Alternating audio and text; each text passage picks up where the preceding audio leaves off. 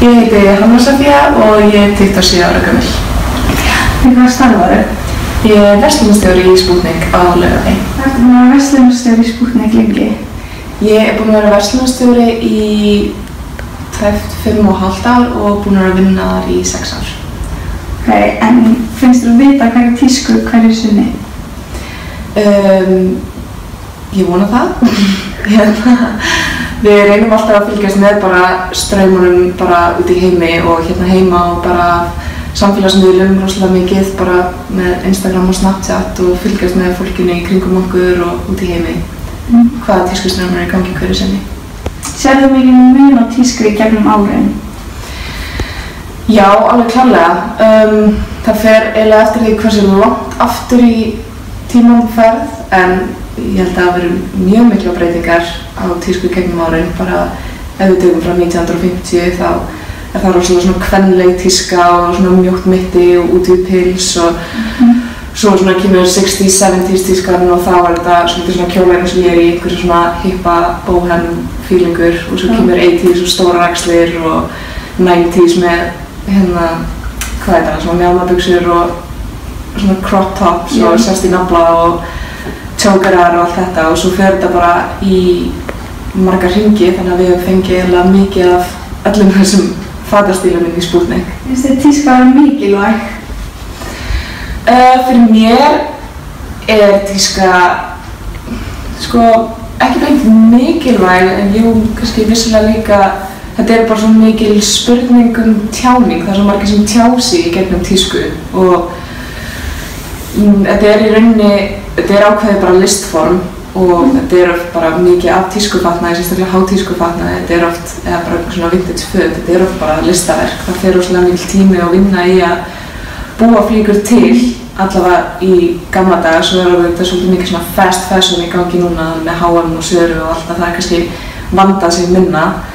og ég held að það sé rosalega gott hvað það er komið mikið meðvindum núna að endurnýta föt og í rauninni passa hvað þú kaupir og kaupa frekar dýrar og vandaðri flíkur þannig að ég held að því vandaðri sem flíkin er því kannski mikilvægari er hún en eins og segi það er bara rosalega persónubundið hvað fólk leggur mikið upp úr í að klæða sig eða klæða sig eftir tísku og ég held að ef fólk fílar sig ekki í eitthvað sem er í tísku hverju sinni það fer ekkert endilega öllum vel að vera í magaból þótt það sé í tísku eða þú veist, að vera í fleiknum ból eða eitthvað, þú veist, að vera í útöðum buxum en ef þú fílar við því þá er það alltaf bara frábært en ég held að þú veist, fólk hefur svona vissa þörf kannski fyrir að tjá sig oft í gegnum tísku, allavega ég eins og kærastinn minn segir ég sé svo mikið miðjubarn, þá er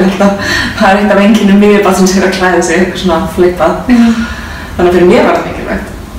Finnst þér fólk blanda tísku frá sitthvorum tímabilum saman? Já, mér finnst það. Það er eins og fólk taki líka tískuna sem að kannski var, þú veist, axlapúðar sem voru rosalega vinsælir, þú veist, á 8. áratugnum, að það tekur það kannski núna og deppar það bara aðeins niður og blandar því saman við eitthvað annað út af því að það vil ekki vera alveg all in í 80s klæðinaði og líka bara með chokera, þú veist, það er svona mikið 90s en þú blandar því bara, setur við blómakjóla eða eitthvað sem þykir ekkert endilega að vera 90s og það er svona oft leiðin til þess að svona, eins og ég segi, tískan fer í svo marga hringi en hún tekur á svona mismunandi birtingarmyndir gegnum tíðina, fólk klæðir sig, kannski tekur eitthvað eitt vist sem að er svona einkennandi fyrir vist tímabil og kannski deppar það niður eða blandar því saman með eitthvað annað og þá ertu komin kannski bara með nýja tískubylgju. Hvað slítur upp til í tískuheiminum? Ég lít upp til mjög margra.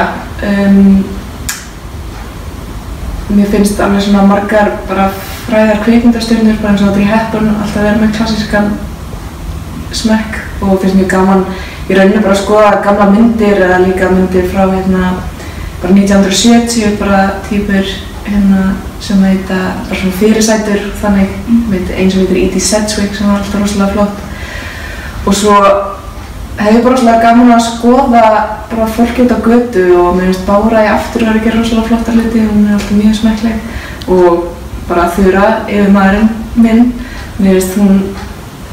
alltaf bara, ég líti upp til hennar í rauninni bara að sjá hversu mikið vit hún hefur á bara rekstrinum og að fylgjast með hvað er í gangi og ég verð að segja ég líti upp til hennar mjög mikið hvað það var. Þannig að, já,